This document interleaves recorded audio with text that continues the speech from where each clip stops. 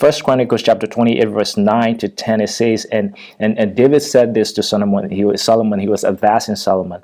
He said, "And thou, Solomon, my son, know thou the God of thy father, and serve him with a perfect heart, and with a willing mind. For the Lord searcheth all hearts, and understandeth all the imaginations of the thoughts. If thou seek him, he will be found of thee. But if thou forsake him, he will cast thee off forever. Take heed now, for the Lord hath chosen thee to build an house for the sanctuary. Be strong and do it." See, Solomon was chosen for the task of building the house.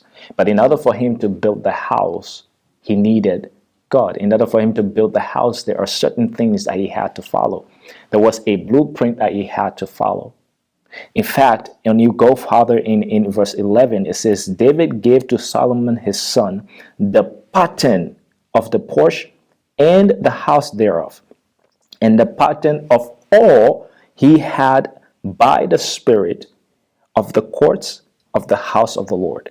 See, the pattern was given to David, and David had to give that pattern to Solomon. Otherwise, Solomon would have been building the wrong thing.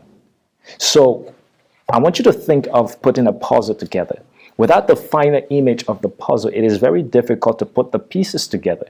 What happens is whenever you try to put that puzzle together, you might end up putting pieces in places that they don't belong. You might end up with an image that is totally different from that which is on the box. And in fact, to the point where you might not even complete the puzzle. And what ends up happening is you end up frustrated. And this is why you are frustrated right now. It's because you are putting a puzzle together without the blueprint that God has in his mind for you. You haven't taken the time, like First Chronicles 28:11 says that David had this pattern by the Spirit of God. And God has shown him this pattern.